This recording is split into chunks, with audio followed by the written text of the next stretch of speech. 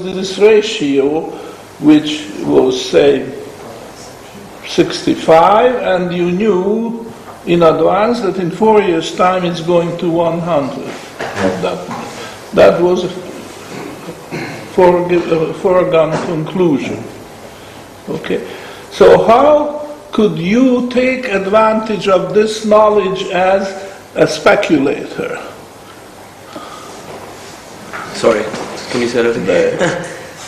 It was announced in public, it was a law, that in 4 years' time the resumption will take place with the effect that the ratio, which is now, say, 65 cents, will go up to $1 in 4 years' time.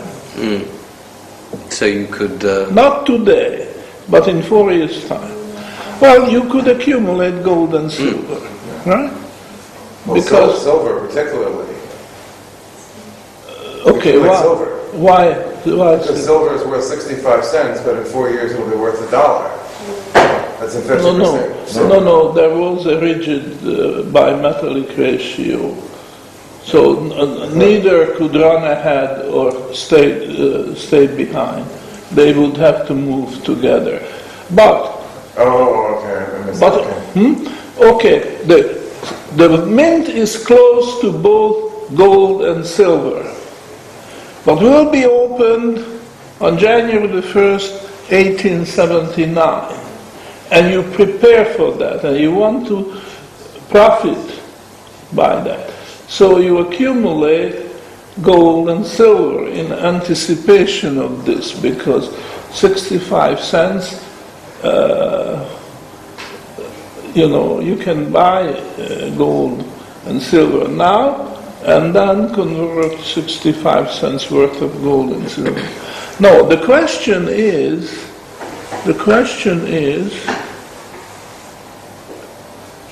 will there be more demand for silver or gold? In other words, the number of people who take their monetary metals to the mint, will there be more taking silver or taking gold? This was unknown. So you could bet that I think gold will be more in demand, or silver. But the really smart speculator would do something different.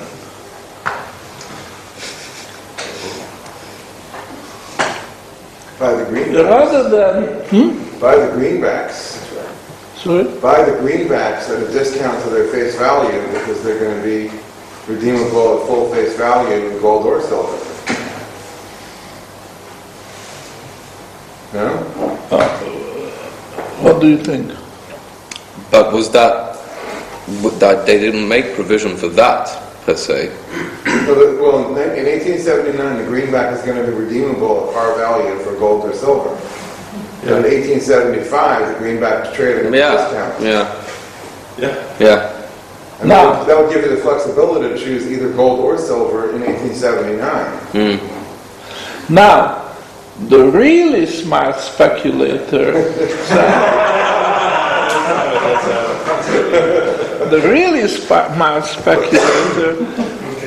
would say, perhaps I can influence the outcome. There is a race of gold and silver getting prepared for the start. Okay? When the mint is open to gold and silver. But the really smart, and actually he had to be so smart that an individual speculator couldn't do it. There was a conspiracy, that's my theory anyhow. The bankers conspired, and they said, it's so much easier for us to influence the money supply if it's pure gold. and so much more difficult to influence a money supply if it's pure silver. In other words, as far as our profession is concerned, we wish that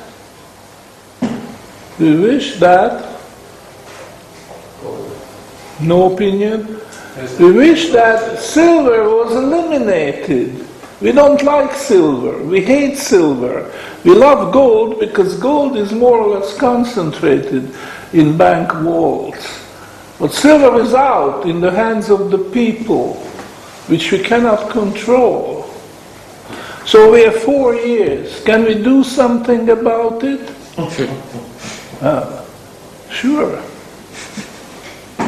We do what we can in order to prevent the opening of the mint to silver.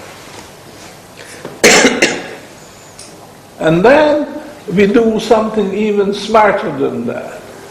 Rather than speculating in the gold market and silver market, in other words, arbitraging, if once they decide that that's what they want to do, then it's obvious that they will do arbitrage, namely sell silver and buy gold as much as they can. And they have access to paper money, so they buy the gold and then sell the silver. And if they can pull the trick and the mint will not be open to silver on that day, then they cash in, because that's going to be a big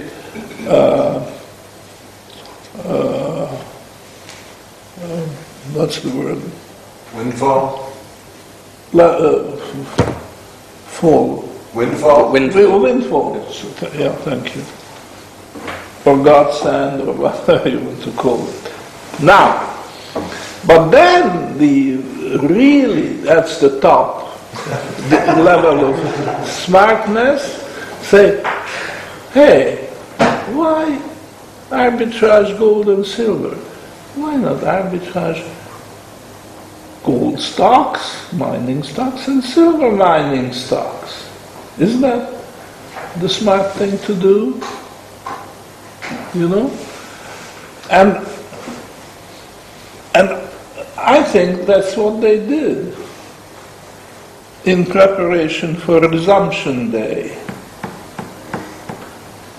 They sold the silver stock, mining stocks, and bought the gold mining stocks. And then how they pulled the trick that in 1873 this little mistake was made, and they dropped the silver dollar from the list of authorized silver coins. I don't know. But perhaps they just bribed the clerk in the treasury who was copying. Inside job. Inside job. That's it. Inside job. And they didn't even have to break in. Bribing was sufficient. And when that happened, and the mint opened, and somebody took the silver to the mint and wanted the silver coins back, the mint said, sorry, we have no authority. How come? Read the Act, Coinage Act of 1873. Well, I want silver dollar. Sorry, the silver dollar is not on the list of authorized coins. We can't do anything. Now, this is very interesting, because if you look at the silver chart showing the world price of silver, how it fluctuated, you will see a very conspicuous drop right after 1875. In other words, all this information was available to the public, that Germany has already demonetized silver. The United States perhaps wasn't immediately clear to everybody, but if somebody really wanted to understand and studied, he would come to the conclusion that in fact silver was also demonetized in the United States. So it's two important countries. And then there was a period of 2 years, and not much happened to the silver price. Not much happened. And all of a sudden, 1975 and immediately thereafter, the silver price took a nosedive. Now this is very interesting, because seemingly there is absolutely no relationship between the Resumption Act, which looks good to silver as well as it looks good to gold, both. And then it turns out that it's the end of silver, because ever after, silver started falling with some reversals, but basically it was a free fall. Very interesting. That's the smoking gun. That some smart guys did see the relationship, that no, that's no good for silver, it's good for gold, but no good for silver. That the United States will phase out the greenbacks and go back to the fully fledged, did I say gold standard? Resumption, not of gold standard, but resumption of the bimetallism which existed before the greenbacks were introduced. So because of that, because some people did see that this is no good for silver at all, then this decline started. So you see, I'm saying that normally, if really the sequence of events had to lead to the fall of silver, then it would have happened earlier, somewhere here. No, it didn't happen until just after 1875. So that's the smoking gun.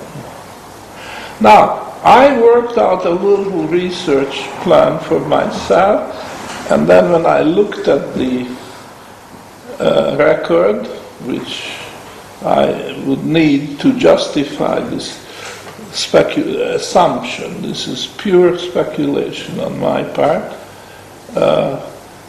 I found that I won't be able to complete that research. However, I find it very interesting that nobody else is doing that, because that is why I find it's too big a job for me to do. Because the available record is scanty. Not as far as the silver price chart is concerned, that's all there. And the mining stock prices.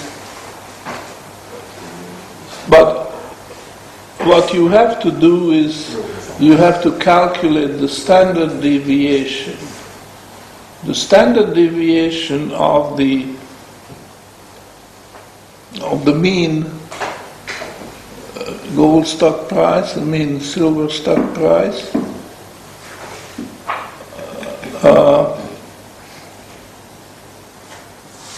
or rather the actual gold stockpiles from the mean. Okay, that's a mathematical tool which gives you the discrepancy, the degree of there is a price chart, and it's in a way it's a measure of volatility, right? Called price moving average differential.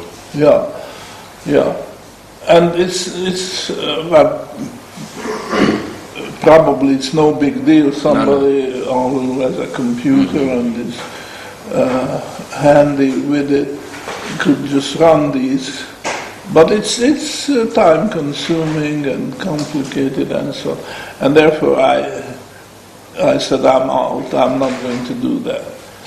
But what I am suggesting is that if you had done that, probably you will see this arbitrage. It will show up in the standard deviation. That's my suggestion. Because it's sensitive enough tool, the standard deviation, to show extraordinary buying, such as the banks would do when they sell silver mining stocks and buy the gold mining stocks. So you are looking for the date when they started this large scale, if it's true what I'm suggesting, which may not be, but I feel very strongly, because there's something missing. A piece, the last few pieces of the jigsaw puzzle do not fit.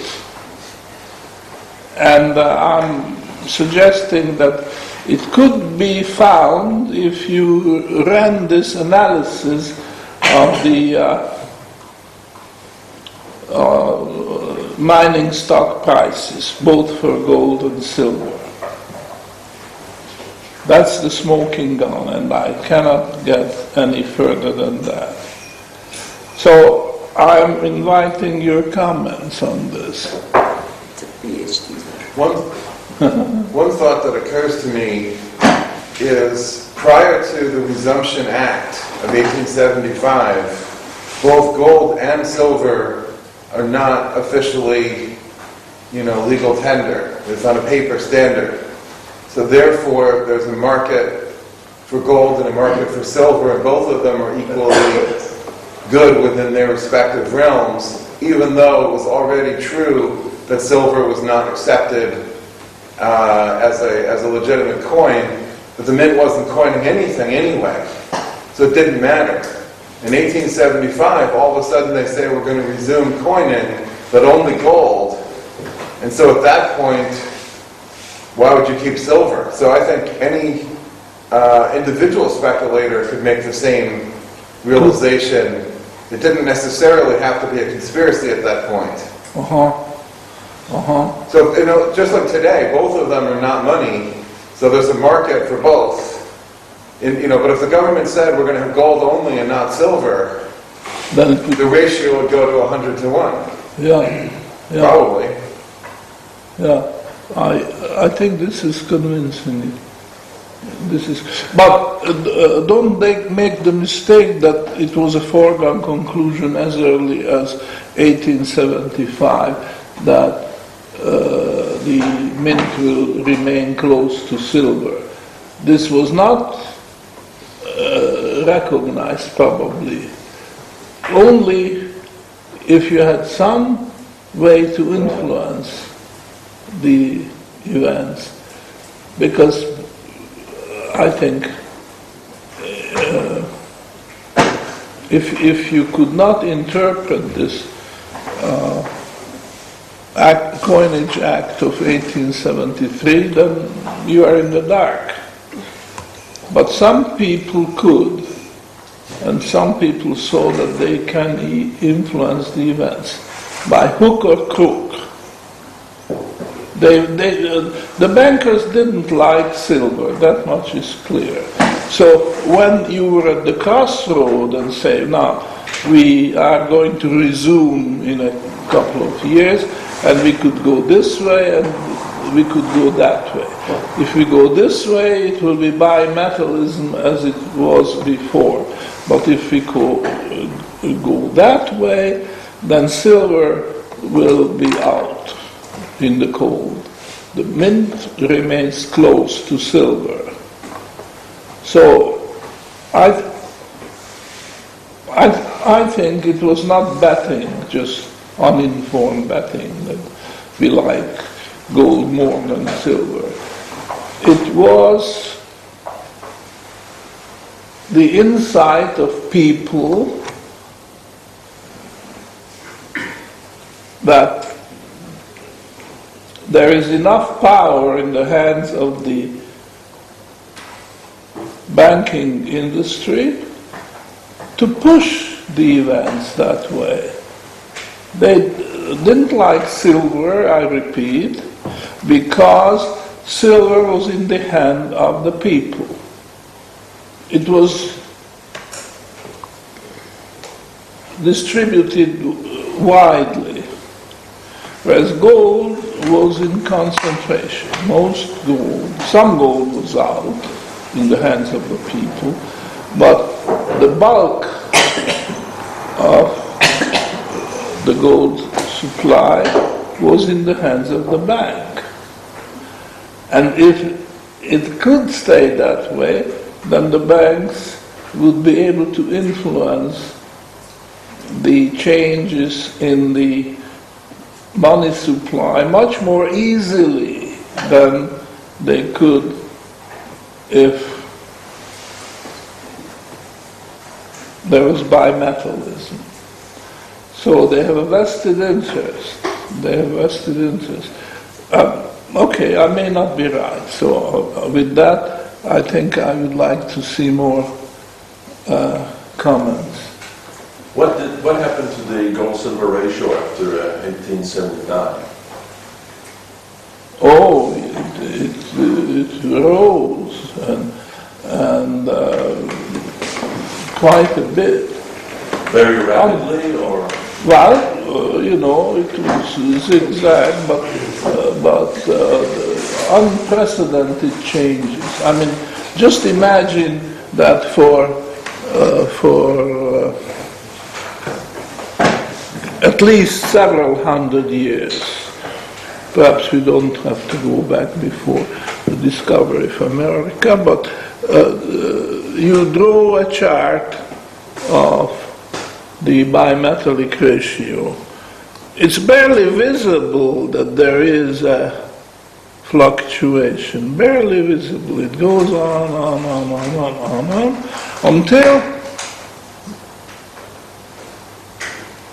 1875. And then it starts rising. First, perhaps, goes from 16 to 18. That's in itself a big rise. And it may fall back to 15. What did I say? From 16 to 18. Falls back to 17 and then rises above 20 and falls back a little and so on. Like that. Between 75 and 79? No. The 79, there could have been, I haven't checked that, another big jump, followed by a reversal. Remember, these reversals are always there because there are people who are taking profit. They are on the right side of the market and they are sitting on paper profits and they take profit. That's the expression, which means that at that point they reverse their market position and they are wrong because they didn't see that actually the trend will continue. But no matter, the fact is that jump after jump after jump, in between small reversals, the ratio went from 16 all the way to 1 100. There was one major reversal after World War II, and actually to explain that we have to mention the role of India. You see, India had huge hoards of silver before World War I,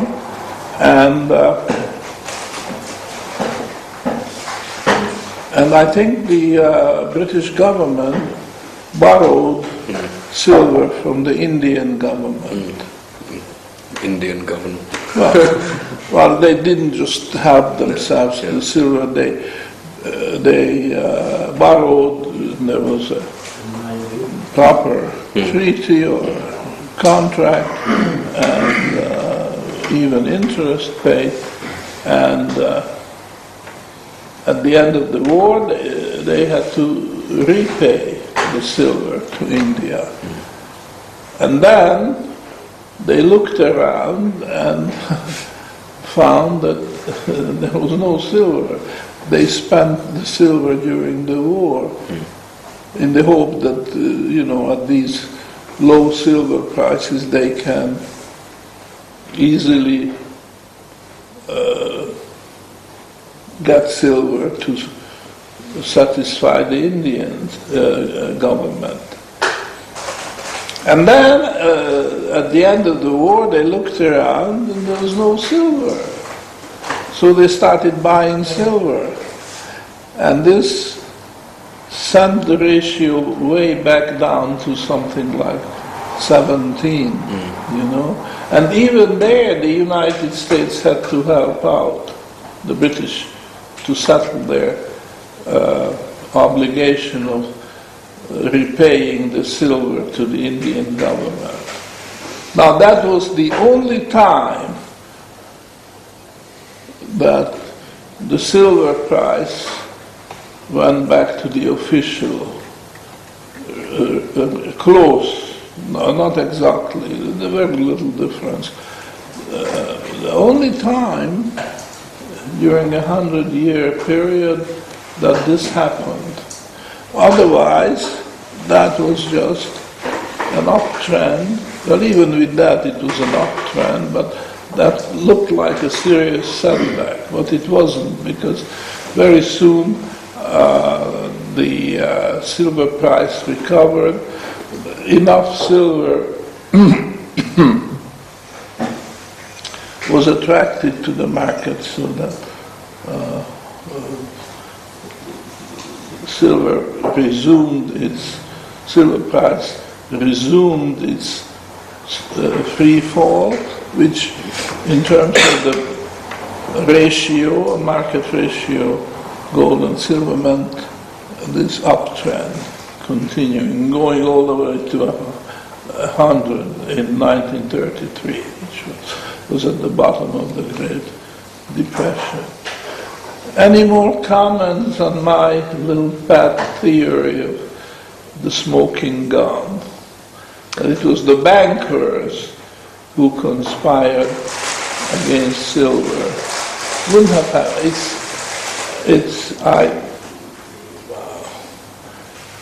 I tried all kinds of explanations. It just didn't fit the picture. That one does. That one does. I've got a comment. England was on a gold standard from 1817, and 1817 England, British Empire was still supreme. America couldn't really compare to the United Kingdom. Now, if you look at the history of, because the pound sterling was originally defined in terms of silver, and they consistently overvalued gold compared to continental Europe. And when Isaac Newton was master of the mint, he suggested that Sorry? The guinea? Yes, well, he suggested that you have to adjust the ratio to make it more in line with continental Europe. So they were at about sort of 14-15 to 1 in the UK gold-silver ratio, whereas in the continent it was sort of 13-12, that kind of. So anyone that sort of silver just left the country, and the state of the silver coinage just became very poor, and what was circulating was certainly well below par. So then they changed that sort of, 1817, said, we don't understand what's I don't think they really, now whether they understood the mechanics of fixing versus non-fixing, I honestly don't think they did. They weren't sort of far-sighted enough to see that. So they just probably thought, okay, no silver coinage left, let's just, the legal basis for pound sterling is silver, but there's no silver in the country, so we need to change that. And where did the silver go? It went to the continent, because they were overvaluing gold in the United Kingdom. Okay. So that was when the mint to silver was closed, 1817. Mint to gold obviously open. Then you had the Indian Mutiny of 1850, so Victoria was the first Empress of India, and then 1850, 1860 must have been the zenith of the United Kingdom's powers, and she was accidentally on a gold standard. Mm-hmm. So they had to follow suit, but by hook or by crook. So whether they did it with malice aforethought, well, it seems like they did, but the British themselves might not have done it with malice aforethought. It was just through an accident of fixing ratios at the wrong rates, sort of. Because 1816 is still well before all of this is happening, and there weren't that many gyrations in the gold-silver ratio, I think, from 1816 to up to here. Yeah. But that's just a comment. Well, that's very interesting. It means that the movement to close the mint to silver has a prehistory. It didn't start with the victory of Prussia over France. It started with just after the Napoleonic War. He didn't point it out why 1817. What happened was that Britain abandoned the gold and silver standard when the Napoleonic Wars started to having an impact on the markets. And then the pound was paper money, irredeemable paper money, just like the greenbacks. But they, of course, had full intention to return to, using the American term, to resume. And now, I'm not familiar with the details, but in 1817, when it was the British Resumption Day, they just left silver out. Because there was no silver there in the country, effectively. I don't see that, because if that was the reason, then okay, the door is open. If nobody comes through the door, that's okay. You've got overheads still. You can't keep the silver mints open. Gold coinage. Oh, gold, yes. Well, Yeah. same people who make the gold and silver. And anyhow, there are very interesting questions you can ask about 1817. But the fact is that this was after the Napoleonic Wars were over. Napoleon was safely tucked away in the St. Helena Island. Didn't get back his Elba Island empire, but he, in fact, was a prisoner in the island of St. Helena, and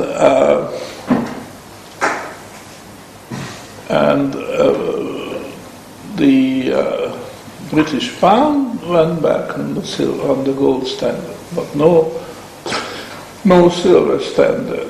I think there are some interesting questions one could ask about that.